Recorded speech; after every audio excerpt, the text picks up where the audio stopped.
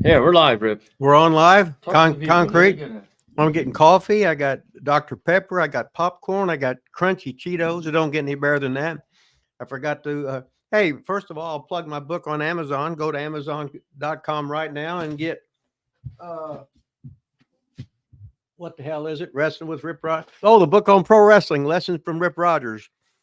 Put this down there by your toilet right there. Every time you take a big shizer, you take a big shit, you take a big dump, pull her out there and you can start reading the lessons to make you a better professional wrestler. Then you can go to ProWrestlingTees.com, get them through the Lilas Incorporated, whatever, and get her t-shirts, ProWrestlingTees.com. And we got too much shit going on around here. Lilas is making my coffee. You know, I got some Cheetos.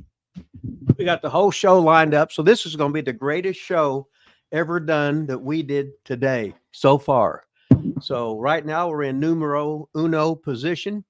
The 6'5" used to be 6'5". He used to be 6'6". Now he's 6'4" because he shrunk down. He's getting old. He's nearing 50, but he is in the prime of life compared to my 69. And Von Lilas, the man, the myth, the legend, sitting right here getting ready to open up on the number one. Give you some stuff right Yeah. This is the number one podcast on this block. Guess I'm chewing on your straw though. Oh yeah. Oh no, you left it over. I left the straw there. All right. Yeah. Oh, I this whole time your microphone wasn't on. Huh? Did you tell me your microphone wasn't on? If I told you that this was it? Entire time. Are you ribbing me or not? No, mine's not on. Oh, okay. Well, at least somebody's microphone is on. There we go. This thing on.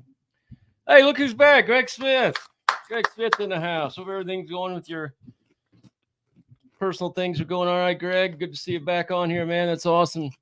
John Tucker in green in the house. Medium 5 in green in the house.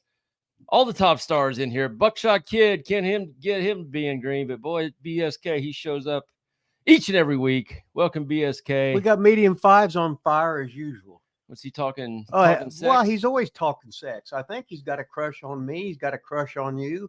Maybe wants a little bit of a little actionist there, but what the hell, right? Nixon. I don't think Rip, that what woman had the biggest set of boobs? I don't think he has a crush on you. If he's asking what woman had the biggest boobs. I think he was talking about that tranny I had that one night. Yeah, I wouldn't doubt it. Who dad in the house? Where do white women at? Not here if you're Rip Rogers. That's for damn sure. Ibsen in the house. Ibzan in the house. Greetings from Atlantic City. I saw he was on James. I say Ibzan. I saw you had a question on James's WSI the other night. I was watching a clip from James. I can't even remember what it was. Might have been an old one. Maybe it wasn't the other night, but I saw you had a question on there. Von Lilas looking like a wild man. I just got out of the shower. I haven't dyed my beard for a while. Hey, Rip, I heard you were plugging some shit. Look at this. Look what I got here, Rip. What you plugged our t-shirts, right? Yeah. Watch this. Bam! Look at that. ProWrestlingTees.com right there. Shit, it don't get any better than that. ProWrestlingTees.com. You know, what's weird is I went to get the screenshot of that shirt for us, and I saw a couple other people like selling it looked like. So make sure if you buy our shirt, it's from ProWrestlingTees.com, the Rip Rogers store. Make sure you're going to that, not some other random Yahoo on the internet. And then I also heard you plugging your book when I was making coffee. Rip, look at this. Boom, look at that. Rip's book. Nick, everybody can see that right now. Hey, I got Danny Cage's t-shirt on, the Monster Factory. You're not. I'm plugging your shit. Plugging look at book, this. Yeah. Look at in this nice. Look at this graphic I just made. Rip's book on Amazon.com. This is the greatest. The greatest graphic plugging my book I've seen today. Yeah. And what we didn't do since I was late making coffee, we forgot to do our. Oh yeah. We'll get that in. Had a lot of comments about this lately. Actually, a lot of people want to know who this is. Just this song, this intro song. People are loving it.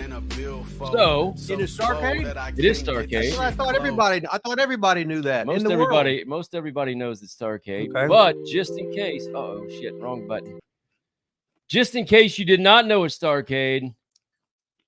Oh, where's the dad? Maybe it's this side. Did everybody know I used to work the turf room in Seymour, and your grandpa Raymond used to come in there all the time? Probably not. But raising hell. You could tell him. I think I just did. Yeah, kind of. Oh, there it is. You got so much shit. Look at that. Oh, Starcade, baby. Shit. If you've not been to Starcade's YouTube channel, go to Starcade. I think it's under Them Starcade Boys or Dim Starcade Boys or something like that. Something like that. Long Limousine, Oh. Real Freaky. Oh, Chili's in that. He's in both of them. I'm in this one. I'm in The best is when you hit him with the kendo stick. Starcade, and baby. You throw the fire too. Starcade. Go check him out. Like him, subscribe him, all that good stuff. And smash him. All that. Man, there we go. Look at that. Popcorn Classic said, hey, Rip, good to meet you in Chillicothe, Ohio, and congratulations on your induction into the Hall of Fame. Well, he just stole my thunder there. That was the next thing we had. That was funny because nobody told me, Yeah, you told me you weren't even going. Yeah, and then Bobby told... I wish you could ever just talk in that microphone. Bobby told Rome said, oh, I knew I forgot. There was something I forgot to tell you. So he knew. Yeah, but he forgot. I said, well, hell, Scotty, I forget it. I'm looking for my phone. It's in my goddamn hand, and I forget about it. So I went past 30 seconds, so I didn't cuss for a while. That's all right. Okay. So Rip went to Chillicothe, Ohio, Bobby Fulton show. And let's see. Look at you. Look at this, Rip. You're giving a big speech there in Chillicothe. Total baby face. Look at that promo you're cutting. Mm-hmm. Rip was inducted into the Hall of Fame. So congratulations on the Ohio Pro Wrestling Hall of Fame. Look at that smile, Rip. Yeah. Man, Well, Romer was taking the picture. I didn't want to make sure, Get a close-up of that. Yeah. Just plaque. So we know it's the real plaque there. Professional Wrestling Hall of Fame inductee 2023, Rip Rogers. I almost... the lovely state of Ohio. Could grab... Yeah, Ronnie Garvin was there, and Hacksaw Jim Duggan was there. And I could have grabbed their plaque as a fucking rib, and showed that, but I showed mine, so what the hell, right? Man, it would have been nice if you would have asked Ronnie Garvin to be on our show. That'd been cool. Did you happen to ask him and he said no? No, I only seen him for about 10 seconds because he went out before me, the match before. I said, Buzzsaw, what's it going? And then Jimmy Garvin was there, and he kept talking to me. I didn't know who the hell he was. Yeah, I saw he was on James's show. It looks nothing like Yes, exactly, because before he had that big black afro about this big. And then when I saw his face, I said, God damn, Jimmy, that's you. I didn't know it was you. You was talking to him going, who is this guy? It's like going back to the Seymour High School 50th year reunion. You got to have your senior picture on you right here because nobody knew who the hell he was. Greg Smith giving said they're pretty good with the wife's cancer. Starts radiation on Monday. So hopefully let's hope that works out for you, Greg. For you guys. Widowmaker 67, he's a new member, Rip, in green. As long as he's in green. Now, Manny the Weasel Valverde, do not plug him today. No, I won't. And he's not. Widowmaker's got a great point. I mean, I've only been saying this for about a year and a half. Get Rip a headset with a mic. Well, that's for some reason. I don't understand why it's so hard just to look at this mic and talk into it. Now, but I would look cool if I had the. Well, we tried the headset one time. All you did, you ate the entire time. Oh. And then the entire time it was a close up of chomping, and then people left the show and said, I can't stand to listen to this anymore. Well, if they left the show because I was chopping, A, fuck you, B, fuck you, C, fuck you. Trying to get some ratings, Rip. Well, I'm trying to establish a character, establish a gimmick. Yeah, but if people can't hear you, none of that matters. So, but if I was talking like establish a character that people can hear and understand. I'm talking. Try that. That'd work the best. I'm not really talking. Okay. Opinion Haver. Something about it being a sexy beast. I don't know. What's Opinion Haver? How was Mike McGurk? He said you talked about Leroy McGurk before. Michael McGurk was the daughter, and she used to work for WWE, and she's the announcer. How was she? Yeah. I don't know. Never met her? No. Okay. I didn't work for Leroy. Oh. No, Leroy, see, he used to run Oklahoma. And what did he spoke of him? What'd you say? What was that story you told of him? I can't remember. You were talking. I don't know, but I remember. I thought he was the one that paid. He wasn't the one that paid you extra for shoots and stuff. Who was that? No, that was Elton Owen. Oh, but no, Leroy was blind. But he'd be the announcer. Yeah. I mean, he would be the color man. Yeah. Oh, that was Briscoe talking about him. Yeah. But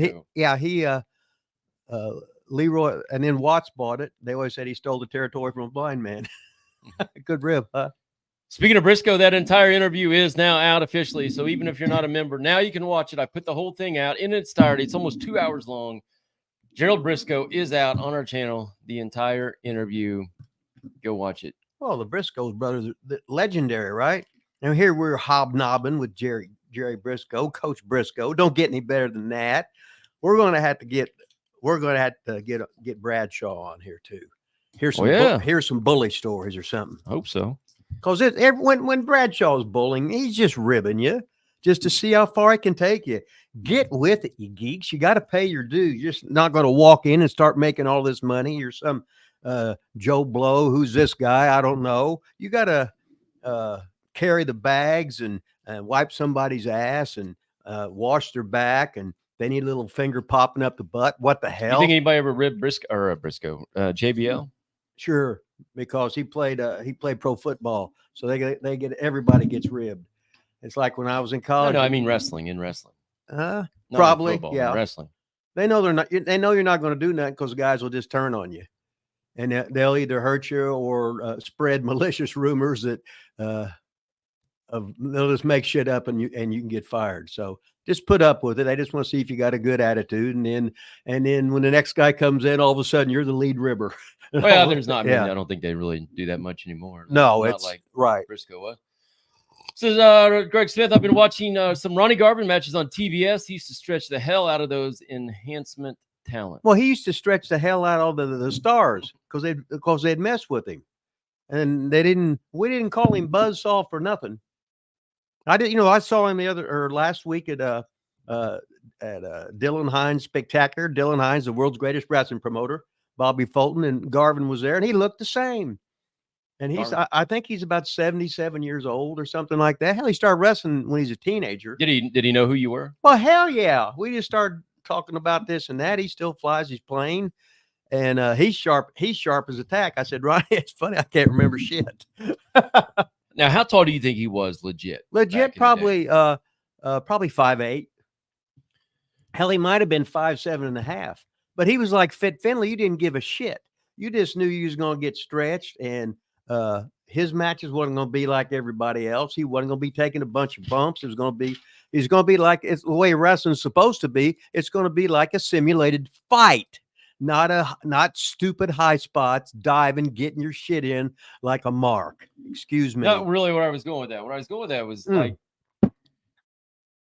the size of wrestlers. You and me and other people say like today people are so little, but so a guy like Garvin who was 5'7", 5'8", but he was still put together, right? Like he weighed about 215, and he looked like something, even though he was short. Yeah, he still looked like something, not like a skateboarder. Yeah, he was. He, no matter what he was, you knew he was tough. So that was kind of the perception, and even though I don't think he looked like Garvin, I always looked at I don't know how tough of a guy he really was, but Joey Mercury, the same way. He was another one of those guys that wasn't really big, but the perception of him was still like he wasn't a little guy. I didn't look at Joey Matthews and think, oh, that guy's just a little whatever. I always thought he was a tough. Danny Davis, I think the same way. Danny like that? Yeah, but Garvin was head and shoulders above everybody. Yeah. That was why they made him the world champion for a short period of time. True. Didn't he lose that right back? I think I remember watching. I think it was 2 months. And was it? I just remember I was like, I can't believe he lost it already. I was like, but I was so bummed as a kid because he finally won it. Right. And then he turns around and but like if you loses it, you would go back to the old WWF title switches, like Stan Stasiak would have it for like 11 days or something, and then Ivan Koloff would have it for very, very short periods of time. I'm not talking to these guys. I'm trying. You're not talking to me. You're then I'm looking up here. 19 fans. Well, at least the Italian knows the Italian says Rip is cool. Yeah, well, I'm cool. I'm over. Great. It's all you're me. Over. If that's 19,000, then I would say, yeah, you're right. Italian. You okay. Are over. What the hell, right? I ate my Cheetos. Now I get a little popcorn in here. Get some. So Stasiak had it for what'd you say? 11 days. About 11 days. But that wasn't really typical back then, was it? I thought they had big runs. With that, no. Transition. Yes. See what would happen? Bruno had it all those years. Yeah. And then Stan Stasiak, let's just say Stan Stasiak would come in and take it for 11 days or whatever. Then he'd put it on Pedro Morales. Then he'd have it for a 5-year run. The old territories of the WWF with Vince McMahon Sr. was the baby faces had the belts. But usually you'd have the heel have the belts and the baby faces would, like Flair would always be the champ as a heel. And then the baby faces would chase. And then like Garvin get it. And then 2 months later, he really didn't have any defenses, many. And then he lost it, but then he lost it again. But it shows one thing. It said that's like it was always good for like there to be somebody in like Fuller's territory or Eddie Graham's territory or whatever, or Dallas or whatever, even if they had a short run with it, somebody from their territory, they was special, and they had a former world's champion representing Dallas, representing Portland, representing Kansas City, representing Tampa, the Birmingham, Nick Goulas, or whatever. It was good for your territory to have a former world's heavyweight champion in there. Widowmaker said he sent me an email, some information. God, I've got like 7 emails. I've never even replied, and some of them are really old. That's my fault. People probably got $1 million dollar ideas for us, Rip, and I haven't read any of them. Probably got a lot of love letters from some fat women. Widowmaker, I don't remember seeing it. Can you put it in the chat? Like, what's your email address, or is that too personal? Or give me like a hint or a sign or something, because I don't remember something coming through from you. So who would have it been from for real? Like some sort of thing I can look for it. Clayton says Briscoe interview was fantastic. I had no idea how legit he really is. Yeah, he was. He was with Vince for 36 years. You got to be. And before that, you got to be pretty legit if you're with Vince for and before 36 that, years. And before that, he was a minority stockholder in Atlanta and Tampa, and you don't even get a chance to buy in unless you're special. You got to skip ahead here. We got let's see if I can get to that and come back. We got somebody. Oops, wrong one. We got a green one here, Rip. Oh hell, John Tucker, baby. All right, super chat, super chat of the day. Rip can get the $5 Taco Bell, whatever it's called now. Oh, I think he said reminds me a bit of hats off. Oh, yeah. I talked to Jimbo. Yeah, he was there at Bobby's thing, and he's lost a lot of weight. You know, he's been sick. 1994 WCW Saturday Night match you had with him was fantastic. Okay. I think we've seen that. I've watched that. Well, yes, it was fantastic. And the reason it was fantastic, Ole called me on the phone. He said, hey, we got a live taping, which is not on delay where they can do like WWE and cover with a delay thing where they can cover up shit. He says, when they work live, they was working live. He says, can you work with Duggan live? I says, well, that's why you're goddamn calling me, because I'm probably the only one that can. He goes, yeah. So I had a great match with Duggan. I did what I was supposed to do, made him look like a superstar. Jimbo was as humble as he always is, a great guy. And it was on live. You can't put regular wrestlers today on live TV, especially when. But they do, but they got 38 cameras going so they can hide every angle where they're missing them by 2 feet.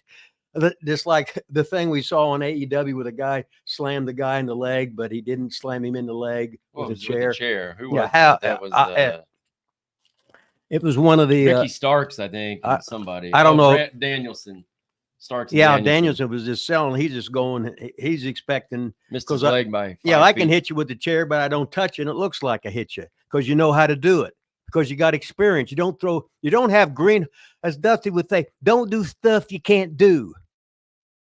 Don't do stuff you can't do. It's pretty simple.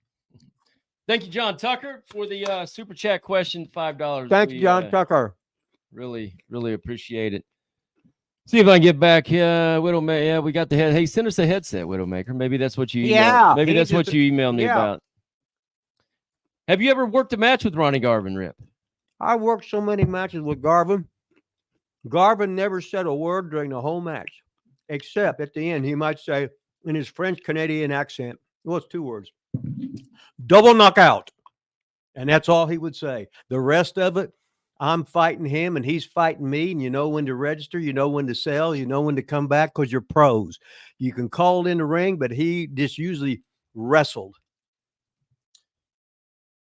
So he asked also if he was less stiff with like main event guys than he was with enhancement talent. Okay, now here, when you go into the wrestling business, some guys are light as a feather, like Brad Armstrong.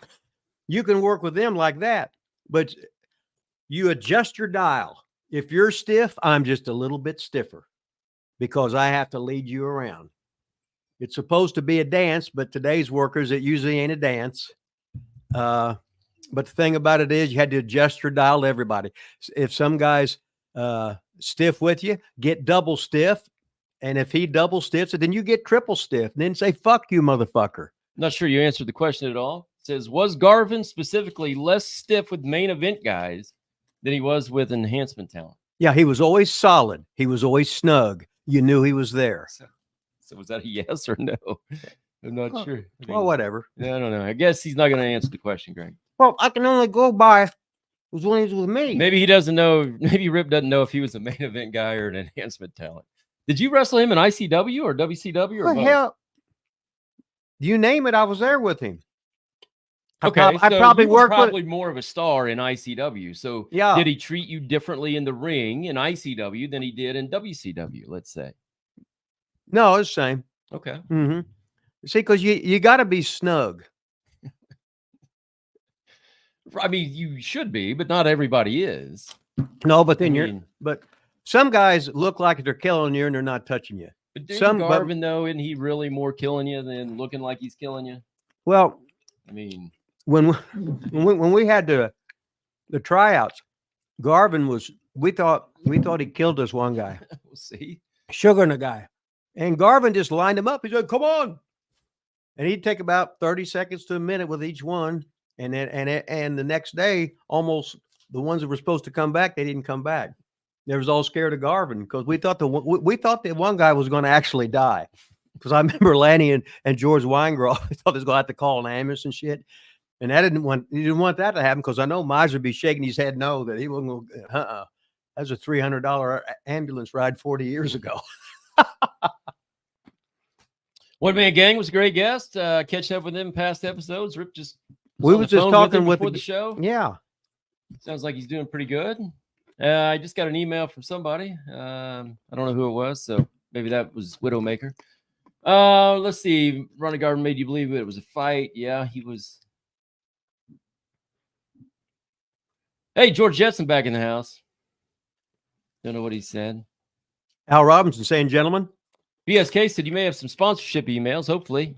If not, send them. Al Robinson, gentlemen. Now, when you were talking about Manny the Weasel earlier, was he really in here? Or did no. You usually only say that when he's in here.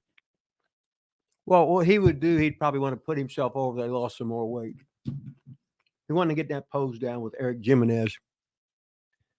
Carl Brown said, I've heard Flair say he and Ronnie would take the skin off each other's chest from the chops. Oh, yeah, that'd be the chop fest. Now, Ronnie Garvin, I watched him wrestle Greg Valentine. They beat the holy shit out of each other. It was great.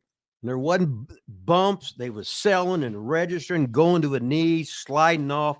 It was your typical wrestling match that you believe, well, this one's real. The ones on TV, they're just doing shit to like they're a cartoon or something. But no, that if I had been breaking into business and I'd seen Ronnie Garvin and Greg Valentine, I said, I don't know about them other matches, but that son of a bitch is real. That's how, because they couldn't throw them into the ropes. They weren't bound. You know what I mean? Yeah. It was like a choreographed fight is what it was. Yeah, we are up to 23 members, Rip. So I finally figured out how to find them on our channel. I know they show up in green here, but so I tried to put a list together. Now it might show up a little bit different on one YouTube than the other comment thing. So I put your name as closely as I could on here. I want to recognize 23 members, Rip. We've got 23 members.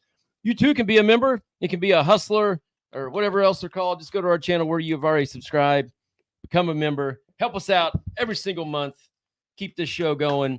But I looked, Rip, Opinion Haver and Michael Costello just hit 1 year as members of Wrestling with Rip Rogers. One year, baby. That's why they're over. We got Greg Smith, Frank's Pickle Barrel Ass, BDM5, Popfo Maniac, Sean McAllister, Starcade, baby, Dave Channel, Heavy D, Jamie777, Jeff G, all in the house. We got some more here. I couldn't fit them all on one string. Warrior G-Man, Clayton, Whitewater 1281, Brian Colsty, John T, Drew S, Roy Fox, one of your other sons, James Orr, Casey S, Widowmaker 67, and Marv Nickel. Yeah. Last ones are the newest ones. Welcome. Rory to the new Fox members. is always sending shit to me on, was it Instagram or whatever? I don't know. Yeah, he's big time star. I think he lives in Iowa. Yeah, big time star. Huh? Yeah. Mm-hmm. Because he sends you stuff on Instagram, or what's he send you? Like to make him a big time star, like matches, or Yeah, he's got matches, and he'll be with this guy. He'll always comment on something that I post on. What was it? Instagram? I don't know. You keep asking me. I don't know what he Well, sends. fuck, I can't remember. I have no idea what he. Maybe it's TikTok. Maybe it's Facebook. No, maybe it's I don't- text message. I don't- Maybe it's email. Yeah, I don't. Well, Maybe it's I Instagram. don't know that many. You know that. I don't know how to do. I Yeah. get all stuff about TikTok. I don't know. I ain't got it on. I don't know how it works. George Jefferson says, "Rip, did you ever wrestle Kevin Sullivan? No, I was on a whole- tough guy. I was always on a lot of shows with him. And because of Kevin Sullivan being in bodybuilding contests, that's why me and Randy Savage got in him, because we saw the tape in Memphis where Kevin was in the Mr. Tennessee or whatever.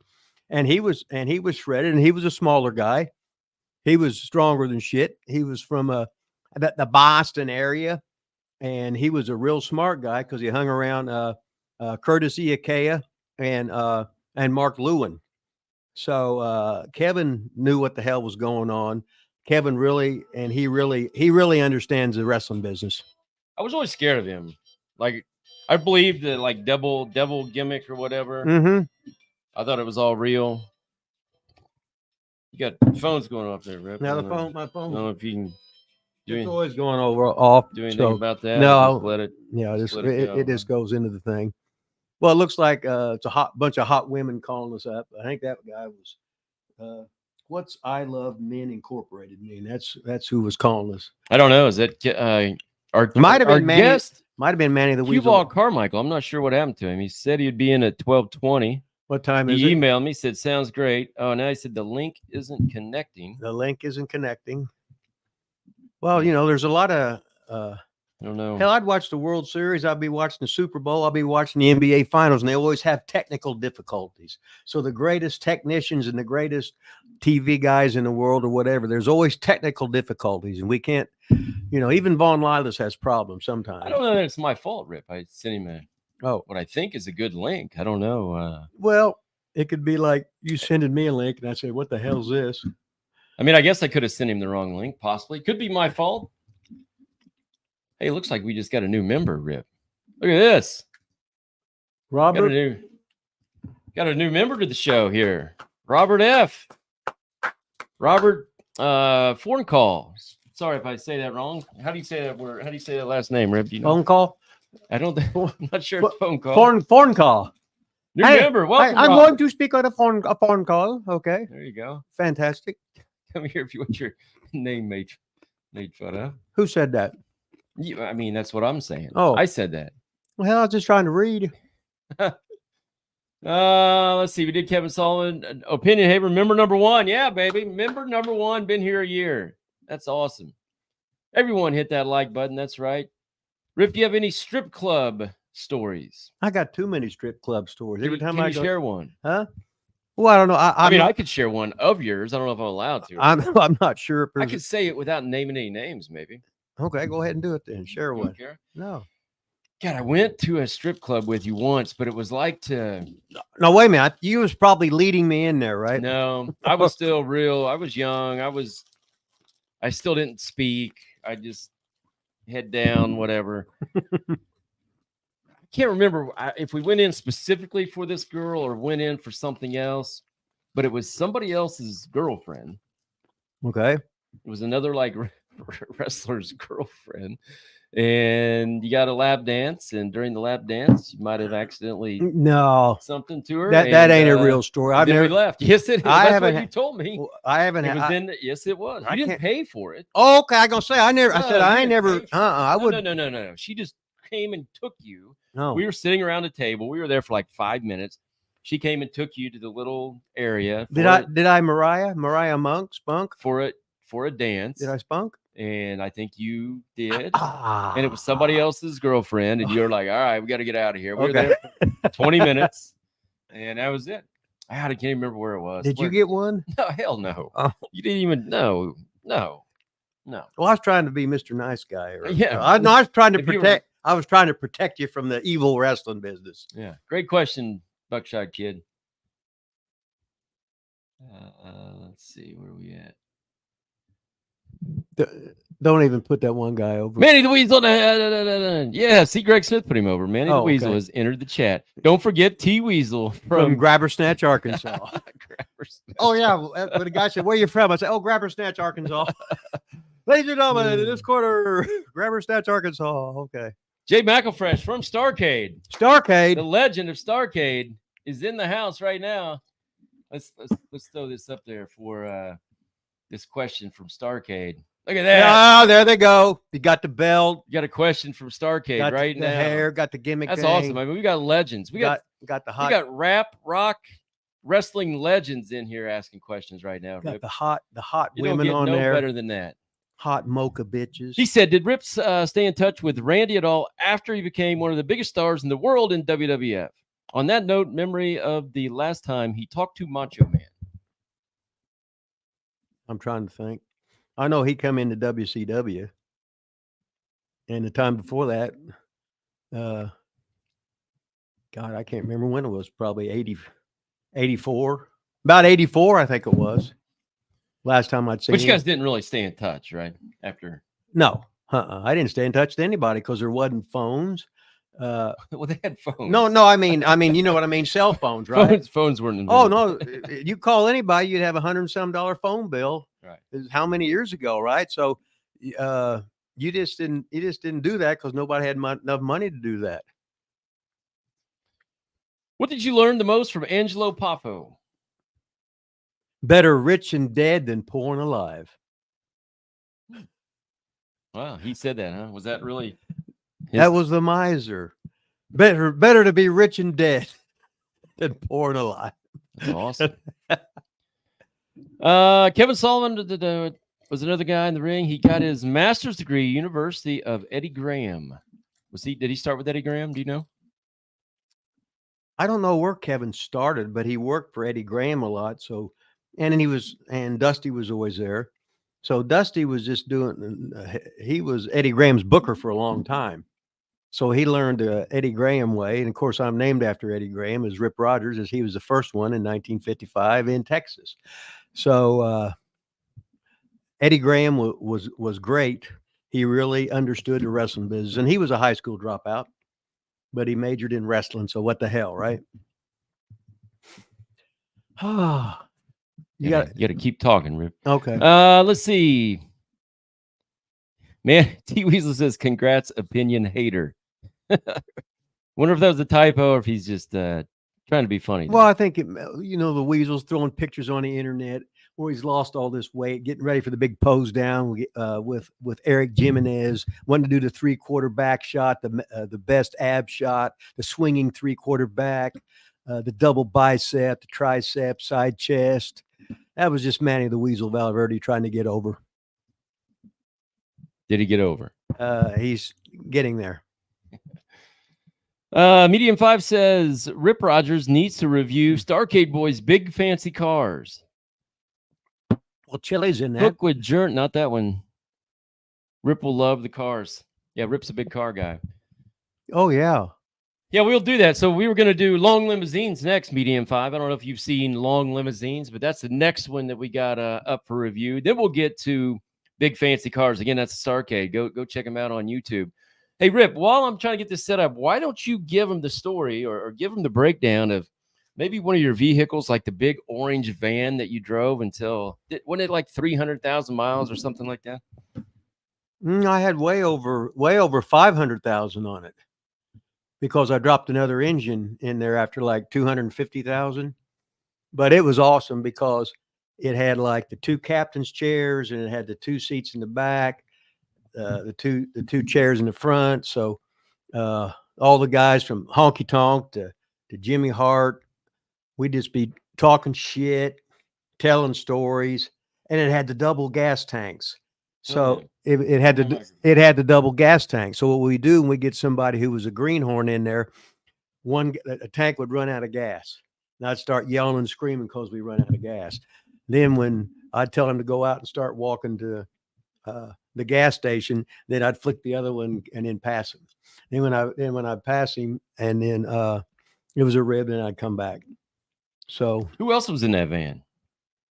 God, I remember. I'm trying to think. Ox Baker was always being there playing cards. He'd be playing cards. I remember one. That's the van you had at like or Crossroads Gym, right? Yeah. I had that one.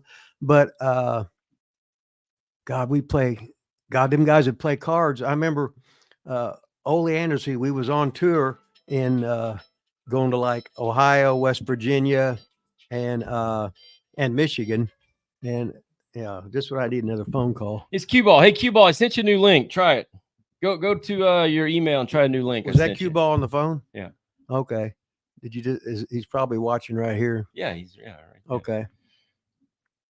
Rip got the kayfabe BJ from the stripper. I think it was more than that, Greg. Huh. I wish I had it. I wish it was more. I wish I had it more on, than that. I wish I had it on video. Yeah, me too. Was it male or female? It was female. Okay. Hopefully, God, some of them girls will fool you. Them girls really ain't girls, you know. I've never been fooled. Gregory Mara might be a new listener, possibly. I remember one story with Randy. Randy was tap. You gotta talk. Randy was tap tap tap tap tap. He goes. I said, Randy, how'd you like that guy? What do you mean? That's awesome. And he was hitting. Was it really a guy? Yeah, it was a guy. Oh my God. And for some reason, he just wanted it from behind, right? So I said, Randy, you know what hole you put that in? I said, you better smell the worm there. I bet it's got some Shinola on there. He was going, just a rib. What the hell, right? That's wild. We see you there, Cue Ball. Let's see what else we got. You got any examples of the Paphos thriftiness? Well, the Paphos thriftiness is really just the way everybody should be. Then you wouldn't be in debt. If you needed to, when the miser bought a Mercedes, he just paid for it. When he bought us 2 new ring trucks and 2 diesel vans to haul the guys around, he just bought it because he had saved his money. So, and the miser was great. We'd be on a trip. He'd be in the car suffering. He wouldn't eat. We'd go in the buffet and eat till he was popped. And he goes, ha ha, I just saved $8. So he was hungry all the time, but he saved those $8. I mean, I'm the guy that officially gave Angelo Papo the nickname the Miser. Oh, you did, really? Oh, yeah. Well, and you never told that. Well, I don't think you've ever told that. I don't think ever. I did either. But he was the carpetbagger. And then so when he wrestled as the Miser, you came up with that name. Yeah, I'd nicknamed him Miser because he would talk about money all the time on TV. So he'd be getting the heat on the guy, and people would start throwing quarters and nickels and dimes, and he'd be stopped and sticking it down his boot, down his pants. It was just funnier than shit. But what a gimmick he had with that. That was awesome. The world's tightest wrestler. All right, we got a couple more, and then we're going to get to our guest for a few minutes here. Just a couple more comments. Jay McInfresh, Seymour, Indiana. Hooks Drugstore downtown or Jackson Park? I used to go to Hooks downtown. I guess he's asking, do you like downtown or Jackson Park better? Oh, well, I never really hung around Jackson Park. It wasn't a big time. No, before Walmart come in and the Super Center and the things where the trucks come in and stuff. Walmart. Well, they got the regular store. Yeah, we'll just call it Walmart. Okay, yeah. Before Walmart, downtown was fucking happening. You'd be driving around town every night, especially Friday, Saturday, and Sunday. Everybody in the high school was driving. The hoods would be hanging on the street, hanging on the parking meters, and the parking meters are always full. They'd be driving around wanting to get pump a quarter in there so you could sit there for 3 hours or whatever. But downtown was just awesome. See, in the middle school, we went to Jackson Park, made out behind the movie theater. And in high school, we went downtown. I think was there 2 Hooks drugstores? Maybe that's what he's asking. No. Was there one downtown and one in Jackson Park? No, it was just the one downtown on Chestnut. Because you never went to Jackson Park. You didn't. Jackson Park was in its infancy. It really was. I remember going to the first thing at the movie theater out there. Did you make out with anybody in there? A couple of young boys, but what the hell, right? T Weasel will get over tonight in the beer garden. Every woman's dream, every husband's nightmare. T Weasel in the beer garden. There's Cue Ball. Hey, QB. I think it would be. Hey, what's going on? CB. No, Q. No, called Q, but it's really a C because it's CU. What the hell? Q Ball Carmichael, ladies and gentlemen. Now, I got Q Ball in here. What's going on, buddy? Q Ball's a veteran. He's always putting the stuff on. Well, you know what? Half the posters I was on had the letter Q and then ball. Yeah. So we got many abbreviations. C ball, Q ball, CUE ball, just whatever. Okay. So all you women out there, 6 to 60, blind, crippled, or crazy, here's C ball, here's Q ball right here. You can size him up. He's a huge man.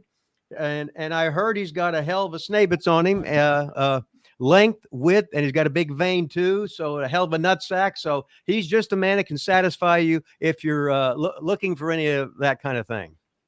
But the great Q Ball, the great Q Ball Carmichael, he's the only guy that I ever heard of that was actually, not only did he go out and train with Peter Maivia in Hawaii, he went out and was trained by the great Lou Thez. And I said, holy shit. Now, I was on some cards with Lou Thez, but I wouldn't talk to him. Are you kidding me? He was a legend, and I was just a stupid greenhorn that wasn't even trained. I was a mark, total mark, an idiot. All I just know, I wanted to be a wrestler. Then he'd come in, I'd shiver, I'd go off in the corner and sort of hide because I said, oh, hell, he don't want to see me. And he knew that as soon as I opened my mouth that I was retarded. Oh, I can't say that. That I was an idiot, that I was a greenhorn, and I didn't want to meet him when I was a greenhorn because at least I should know a little bit. And my phone keeps ringing. I got all these women. What they're having, they're saying, Q Ball Carmichael's on here. We're watching him live. I said, well, girls, get in line. He'll get lucky, but we need to hear what Q Ball has to say because he posts some great things, great things. It sounds like me talking, Q, when I listen to you. And the thing about it, this is from you from 2014 or something like that. All this great shit. It's nothing but basics, the bread and butter, what pro wrestling is meant to be instead of the shit we watch, the double shit, which is on TV now. Vaughn, go ahead. Q, enlighten us how you got into wrestling business. Take your time, name drop as much as you want. Just get yourself over. I got a lot of women here. They probably okay. Well, I'll tell you, when I was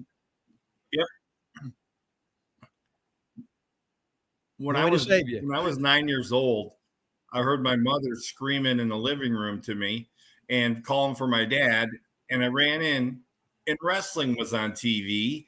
And my mom, who never watched wrestling, was shy and reserved, is screaming for my dad to do something. Yet wrestling's on TV. On TV. Yeah. And you remember who was it? You remember who the match was? What TV? Yeah, it was Freddie Blassie was one of the guys. And I don't know the other guy, but the guy he was rubbing a pencil across his forehead. Freddie Blassie was. Yeah. It was WWWF. Yeah, I met Freddie in WWWF in '77. Okay. Yeah, I made this mistake of calling him Mr. Blassie. You know what he told me? Kid, it's Freddie. Yeah, that's about what I tell people. I said, sir, my ass. Call me asshole, but not sir. Exactly. So I knew at that point I was going to get into wrestling. It was just a matter of finding my place. I'm from upstate New York, central New York. Okay. And so I got a job working security at the Broome County Arena, which they would always have big events there. So I got a job security, and there was this old-time wrestler guy named Bimbo Larson who would set up the ring for the WWE. And he said, hey, kid, get in here. Let me show you a couple things. And he told me, he said, you're pretty good at it for a guy who's never done it. So I had been an athlete. I played semi-pro football in Binghamton. So he told me you should go to school. And I'm like, there's schools for this? And he's like, yeah. So he gave me the Hearts in Calgary. Okay. He gave me Vern Gagne in Minnesota. Good. And then he gave me Maivia in Hawaii. Okay. Well, I knew I didn't want to go anywhere colder than upstate New York. So Hawaii was the natural choice. And keep in mind, back in those days, right? Mm-hmm. There were no internet, no cell phones. Right. Ma Bell was in charge. Right. So I moved to Hawaii, don't know a soul. Go to Lars Anderson. He said no. I went to Maivia first. She said no. And then I went to Lars, and he said, no, you're not big enough. Then I went back to Maivia's, and I said, look, I got money. Oh. And it was the magic answer. The magic. So, I trained with a bunch of guys, Farmer Boy Epo, 450 pounds, Ernie Stevens, 260. I was 6'1", 225. And Siva Afi took an interest in me. Okay. And he's the guy that really brought me along. Okay. And I wrestled in Hawaii for a couple of years. Then I had a job opportunity. I had a job opportunity in Connecticut. So I moved there. And 2 years, no wrestling going on up there at that point. Not like it is today. So I knew that Titan wasn't going to hire me. So I moved down to Northern Virginia. And it's been 88, 5 years in the business. And I knew Lou Thez was running his Norfolk Academy. So I called him, and he said, well, I'll send you a letter with all the info. So he sends me a letter, and it says, please meet me at Gat Athletic Center, Norfolk, for an interview. Now, if I'm getting interviewed back then, I wore a spare slacks, shirt and a tie, and a sport coat. I remember walking in and meeting Lou, and he goes, well, you dress like a professional wrestler. And I'm like, I realize how it was in the 50s and 60s and 40s, you know? And so a week goes by. He doesn't give me a yes or no. A week goes by, and I get a letter saying, I'd like to invite you to my Norfolk Wrestling Academy. $500 a month. You can train as many days, and you get the free gym membership. And in Hawaii, I learned to brawl, right? Not a lot of wrestling moves. There might be headlock into a hammerlock into a drop toe hold. So I go to Lou's, and Lou is this amazing taskmaster. Everything was regimented. I mean, he would just right down to the T, you had to do certain things. And, we used to call it drop down drills. You got two guys dropping down, stepping over, right? Lou would have me and another guy do that for 10 or 15 minutes straight. And if you started to slow down, Lou was on your ass. Pick it up, Chris. Pick it up. Come on. Right there, just barking orders. We'd work our necks and loosen up. One day we'd go to the gym and work out for 2 hours. Then we went to the ring in a warehouse he had and worked out 2.5 hours. So it was 5 hours a day. So his wife, Charlie, found me a cheap hotel room because it was 200 miles from where I lived. Mm-hmm. So she found me a cheap hotel room. So I would go down there Monday, stay overnight Monday, get training Monday, Tuesday. I'd come home on Wednesday, go back down Thursday and get Thursday, Friday in. And I was with him from the first week of April until Halloween Day. So about 8 months. There wasn't a day rip where I didn't throw up. He took a garbage can and spray painted my initials on the garbage can and put it by the ring for me. Because I was 28 years old and already been wrestling. And I remember running drills and I'm saying in my head, God, if I'm ever going to die of a heart attack, take me right now. Take me right now. It was that regimented. It was that much of a taskmaster. I can't even imagine boot camp even worse than that. I really can't. I mean, it was just crazy. And then after you were exhausted, he would let you have a match or two. But he was real strict. He let me in the ring from day one, but anybody else that came there couldn't get in the ring until they learned to do everything on a mat first. They had to learn. He had this Japanese word for repetition. And he would have us lock up over and over again for an hour. Just locking up, locking up, locking up, locking up. Once we got that down, then he moved us to take a side headlock. And he said, Lou, he was a little stiff. Take that headlock. You know what I mean? Bring it in. And that went on for 8 months. But I was a lot more competent when I went back there, out there on the independents. And unfortunately, my mother was sick for 5 years. So I wrestled haphazardly in West Virginia and a few other places. But I don't know, Rip, if you remember Scotty McKeever. No. He was in West Virginia, and he used to book me on a show. Now, there's only 6 guys on the whole show. 6 on the whole show. Right. What would happen is the match right before intermission was a heel. Babyface would win. Heel would jump him. And the other 2 heels would come out of the locker room and jump on him. The other 2 babies would slide in. They'd run out, no contact. And what he would do is say, I'm canceling the rest of the card. The other wrestlers can go home. What we're going to do after intermission is have a 6-man elimination tag, right? All 6 guys that were booked on the show. Mm-hmm. So, after intermission, it was an hour match. Right. But I was in such good shape after spending time with Lou that I could have, I didn't blow up anymore. You can blow up. So that was, it's like when you get a new guy in that wants to do everything. First thing you do is, right, I'll shoot you off, duck a punch, duck an elbow, duck a clothesline, come back, and I'll give you an elbow. And you give them a stiff elbow. They're running, bump, boom, wind's knocked out of them, then they slow down. I did find a couple things I don't think probably are copyrighted, if I can find it here. So it looks like you did some stuff with, I think the one promotion I saw was with Bruno. Del Conti, Roderick Rondell, and the living legend Bruno Sammartino. Bruno, we have Nasty Nick in the ring starting this. Randy's hurt right now, Bruno. This is where cue ball will take over, I'm afraid. You guys. When you have your man hurt, that's the name of the game. You got to go after him, and you got to go for the kill. You have to. This is when you try to finish the guy off, and that's what he's doing right now. Well, cue ball's not one to waste. Guy almost looks like the Patriot. Yeah, it does. But so I got to wrestle Dominic DeNucci a couple times, and every time Dom would be on a show, this is the mid-'90s, he's supposed to work one of his guys he trained, and he would tell the promoter, no, I want to work cue ball. I want to work cue ball. So. That's cool. And then I saw, and Bruno, I think it was in Maryland. Did you do some stuff with Joey Matthews as well? Yeah, I trained him.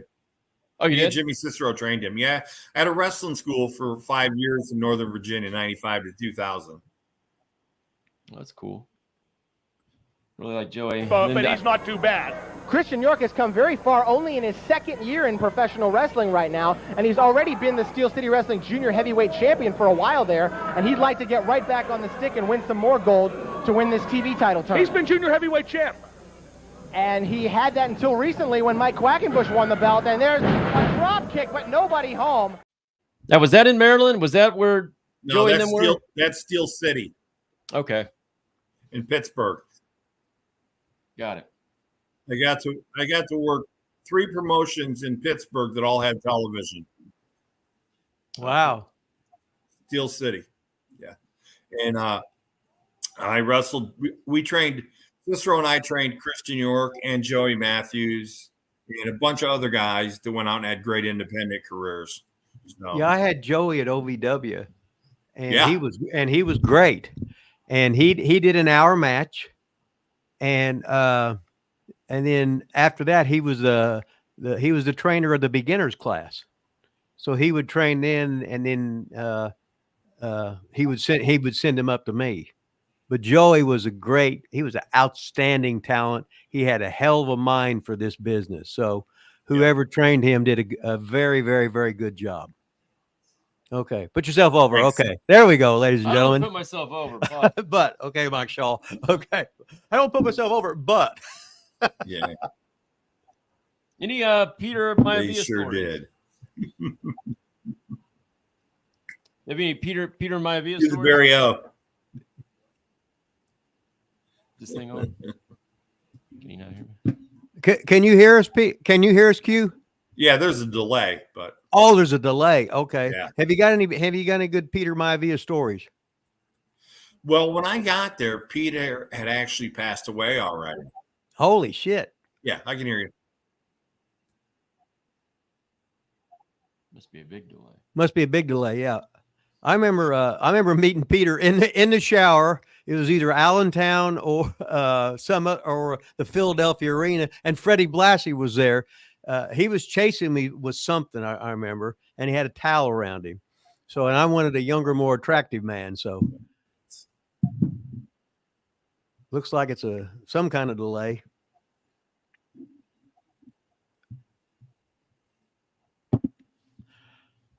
So through all this, Cue Ball's had experience in Hawaii. He didn't do the Vern Gagne letter, but I sent Vern Gagne the letter, and I was going to train with Vern Gagne, but instead I got my Carlin Hildegard shit. I got my Shimmer cape. I got my Boleros, my 5.0 trunks, my cheap ass boots. They were $29 then at the time. Had already started. Had my first match in Oak Hill, West Virginia. Pretty soon I meet Bad Band Billy Coleman, and he took me to Allentown where I meet the WWF superstars. I see Gorilla Monsoon and work for Vince Sr. and hanging out with all the top guys. I go to the gym with Bob Backlund, and then guys were ribbing me at the pool place, so Johnny Rods had to save me, and he was going to whoop everybody's ass and everything because they was ribbing me too hard. They took all my clothes and threw them to the top of the chandeliers of the Lincoln Hotel and stuff, and I had the old-fashioned jock strap, and I didn't know what the hell was going on, but the old veterans, since they knew I was the shits, but I would tell them I was the shits, I wasn't any good, that they had mercy on me, and they helped me a little bit. Fantastic. All right. A long delay. Okay, a long delay. Okay. I'll fill you in with a good Peter Maivia story real quick. Okay, thank you. So I'm wrestling in Hawaii, and I may be 6 weeks in, I guess, right? So they had quit trying to kill me, realized I wasn't going away, right, and started to train me. So it's Peter's birthday, the first birthday since he passed, and there's like 20 people at a table. Leah's sitting at the head table, and I'm sitting to her left. So they start doing toasts to Peter, and Leah does it first, and then all these guys that knew him did the toast, and I realized, oh my God, it's coming to me next. Mm-hmm. If I screw this up, the beatings are going to continue, because you know how it was, right? They used to beat the crap out of you, so if you left, you told everybody it was real, right? Right. So the first 6 weeks, you were getting the crap beat out of you no matter where you went. So comes to me, I don't remember what I said, but Leah stood up and pointed at me and said, he's family. And the beating stopped. And the next day we went to training, and they were training me. They probably got tough. Probably their hands were all hurt. They'd hit you so many times. And no matter what, they said, no, he's got enough money to last another year, so we want to keep him around. They ran a gauntlet in training. Yeah, they ran a gauntlet in training, and so they would start, and one guy would wrestle me, and he'd get tired, and he'd go out, and then the next guy would come in with me, and I stayed in there through 12 guys wrestling me and taking breaks, and by the time they came back around, they'd start over again. Right, that's awesome. And that was my training in Hawaii. Yeah, I remember at OVW, I would do the guy would do 5-minute matches, but he had to do 12 of them. So it was an hour Broadway, but it was an up-tempo hour Broadway.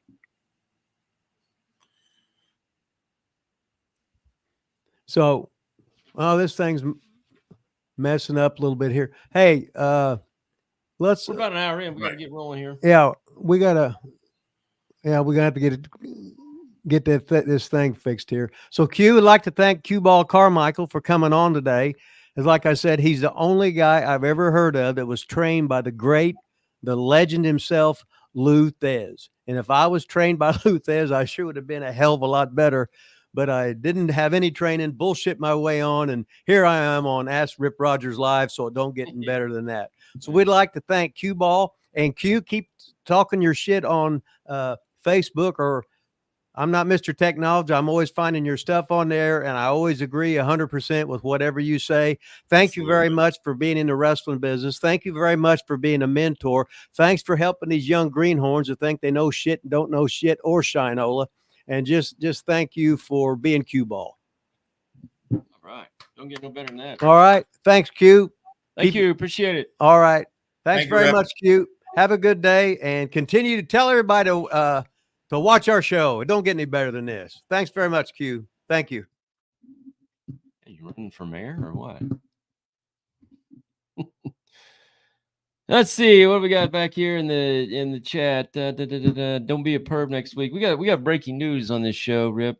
Okay, breaking news. Breaking news. So, well, number one, we got an interview coming up in about 30 minutes that I'm not prepared for at all. It's not going to be live, but we got ROH, Kerry Silken. He was the owner of ROH for many years, I believe. So if anybody's got any questions you would like us to ask, I think he was there at the time when Punk and Danielson and all those guys, I believe, I have to look this shit up, came through ROH. I think he was there till 211. But if you got any questions you would like us to ask, go ahead and put them right here in the comments. It's not going to be live. That's going to be a recorded deal. And then the breaking news is next week, we just sealed the deal next week, live at 1 o'clock. So it's not going to be during the show. We're going to go live next week at noon. I hope Rip's available. Noon next week live. So we're doing a normal show from noon to 1. And then at 1 o'clock, from the Netflix show, we got a Netflix star coming in at 1 o'clock next week. Hollywood Haley J will be in the house. Bring your super chat questions to the show next week at 1. It's not going to be during the live. It'll be live, but we're going to do our live show first, and this then will be second. So we got a big week coming up and a big interview. Also, what I wanted to tell you, I almost forgot. For this deal right here, early release. If you are a member of Wrestling with Rip Rogers, that's what that WWRR means. If you're a member, I'm going to have this interview out for the members in its entirety this weekend. Hell, it might even be today. But the whole thing will be out this weekend. Then I'll chop it up, and the rest of the interview will be released, in a couple weeks or whatever in its entirety. But if you want to hear the whole thing first, the whole thing at once, become a member of the show, and this thing will be out this weekend. Guaranteed. I'm looking forward to it because we talked to him on the phone last week, and that dude was telling us. He sounds like a hell of a character. I'll tell you that. I said, man, I wish I could have hung out with him. He was talking about selling cocaine and and everything else. So it should be very, very interesting. I needed somebody like Kerry Silken in my life. I think we would have had a good time. Should be a very interesting interview. Then I had don't even know where my notes are. Oh. Right here. There was one thing from today's Wrestling World stuff that I wanted to go before we got off here. And I don't know if you've seen this or not, Rip, but Edge has come back, or not come back. Edge left WWE, and Edge is now. Jesus Christ. Well, what am I supposed to do? Ed, just like mine, turn the volume off. Oh, okay. Just like I do. Edge is now in AEW, made the big appearance. Came out and did something with Christian. Christian's the big heel. Edge came out, the big baby face, trying to get Christian to be a good guy and to be his tag team partner. I don't know if you...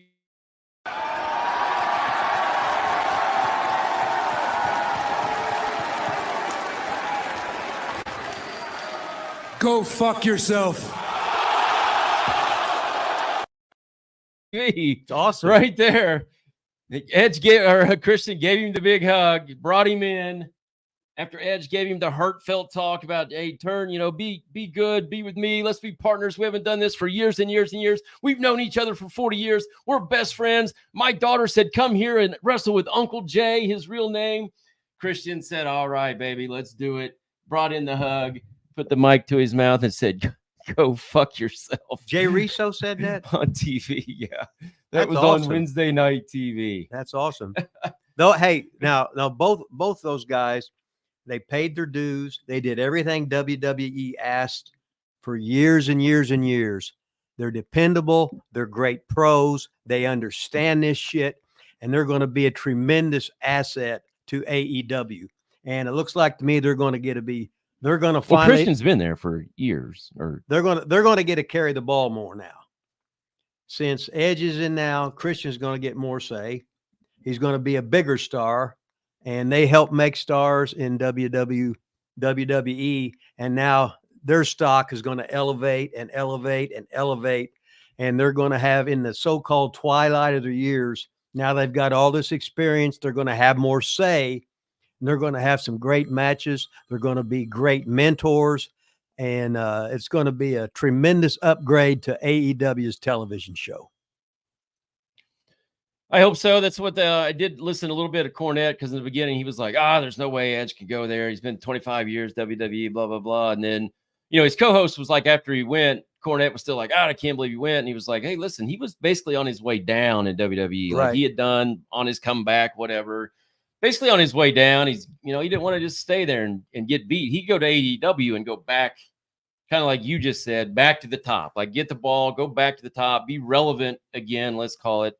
And have one more big run on the top, and probably stay make millions of dollars from Tony Khan. and then once he's been portrayed as a big superstar again in the wrestling world, he could always go back to WWE and finish up if he wanted to, because he's already made his money, he's already known worldwide, he's got this shit down, and he'd be a great asset and a new old face for either company.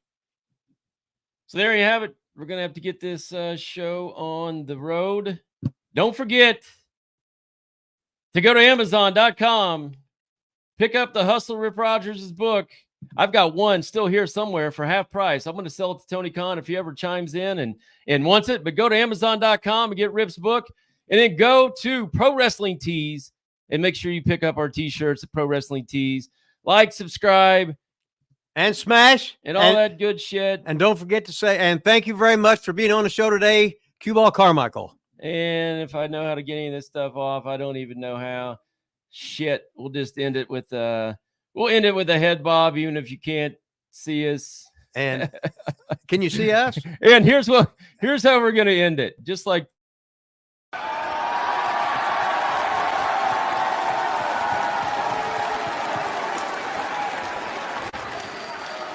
Go fuck yourself. I can't do anything else. So it don't get any better than that. We're just gonna do it that way. Hell yeah.